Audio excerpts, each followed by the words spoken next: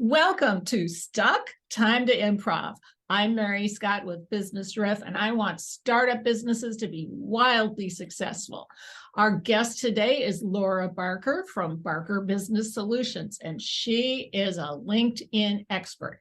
That's what we're going to be talking about. Thanks for coming, Laura.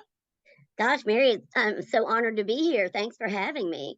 Well, we really need what you have to say. So let's talk about LinkedIn and what is the typical audience that this platform is used for? That's a great question. This platform is for business owners, business people, employees working in business who are wanting to either support their company or even people who have maybe a corporate job or a 9-to-5 job, anybody who's maybe got a side hustle and wants to understand, can they use LinkedIn to promote that? LinkedIn's got over almost 900 million users now worldwide. That's a lot of people. I will guarantee almost any business owner, whether you're a solopreneur, entrepreneur, small to mid-sized business, that your tribe is there. But for business development of any kind, it is the place to be. LinkedIn is where it's at. Okay, so if you've got a good app or you've got a particular service that makes business run smoother, this is the place for you. So if you're a startup business, what's the first thing you need to do on LinkedIn? For startups, the most important thing for you to do at the very outset is to start to optimize your profile. When you set up your account, you will have a profile page. It will essentially be blank. It is up to you to fill it in. When you're filling it in, I want to suggest that before you actually start typing in anything or uploading anything to be there, plan it out on a Word document or a piece of paper or whatever you use these days, because you want your profile to be coherent and consistent. You want to have a consistent message. You want to know who your audience is and speak directly to them. Profile should not look like a resume, even though it has an experience section. So on the experience section, instead of thinking of it as a place where you list your jobs or your role, which you will put there, but it's important to put your services there as well. And you can actually have your main experience, say your current business, and then subsections under that where you can describe different services or offerings or consulting it is you are offering, and you can attach media there. Oh, that's very cool. So essentially, you don't have to say what you have done. You can say what you can do. So it's skill sets. And for startups particularly, until your company is up and known, you are your company. So this profile page is really essential. It really is, Mary. It's also your first chance to make that first impression. And I do want to advise startups, especially if you don't have a website yet, for example, because that takes time and money and all that stuff, right? LinkedIn is your website, whether you want it to be or not. So you want to get it at least looking pretty good as quickly as possible. When people look at your profile, what do they see first? They're going to see your banner picture. So your banner picture needs to be captivating. It needs to be eye-catching. I always like to say on a banner picture, include the following. You want to have your name and your logo. And yes, your name is listed right below that. But look, if somebody's on a mobile, they see the banner picture. That's what they see. It's got to be good enough to get them to scroll.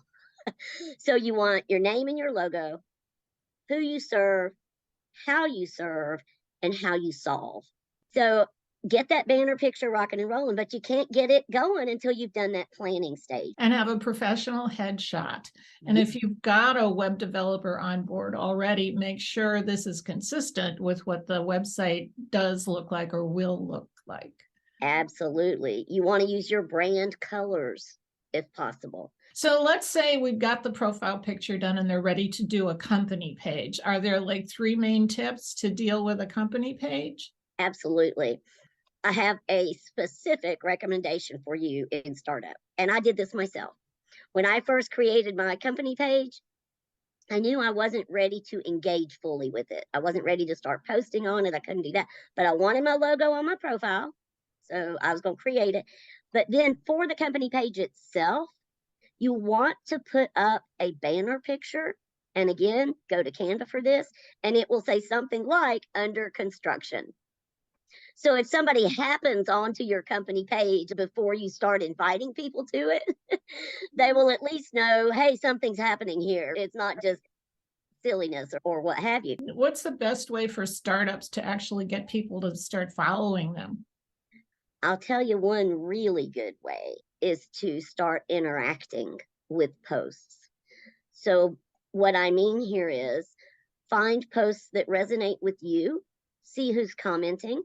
You can reply to a comment, or you can just comment on the post.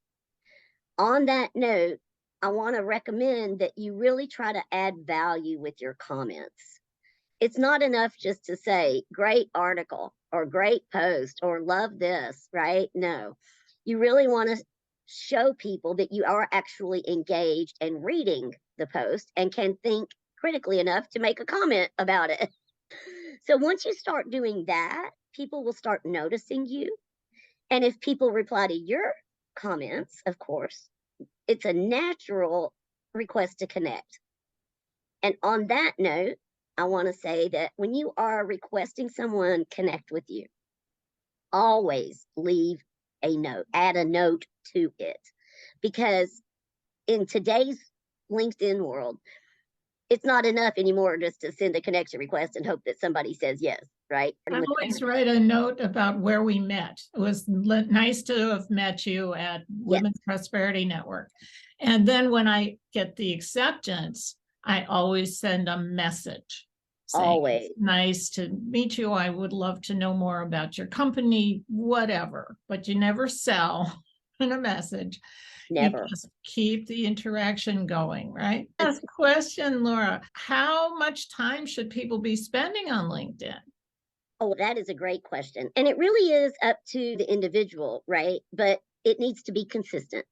So if you have a half an hour a week to devote to LinkedIn, just do that. Block it off on your calendar and devote half an hour to LinkedIn. And if your profile is optimized, there are some ways that you can engage with people that really you can get appointments booked on your calendar. And of course, it's at those one-to-one appointments where we do sell. Right. But you can do that in about 20, 30 minutes a day and have a full calendar. Thanks again, Laura Barker from Barker Business Solutions. Do you have any parting thoughts for our guests? You know, I do, because I didn't say this earlier, and I just feel like I need to throw this in. When you're developing that profile, the about section is not about you. It is about your ideal clients, and you want the first 4 lines to be compelling enough that people will click on see more. Especially for startups, I created a guide, a profile guide called 3 Secrets to Highly Effective LinkedIn Profiles. So I would love for anyone who wants to know how to get started on your profile. This includes everything from your banner to your tagline to your headline, the whole 9 yards. So it's a great way to get started with the basics. And they can get that at barkerbusinesssolutions.com. Thanks again. This is Mary Scott with Business Riff. I want startups to be wildly successful. So book a synergy call with me at businessriff.com and join us again for Stuck Time to Improv.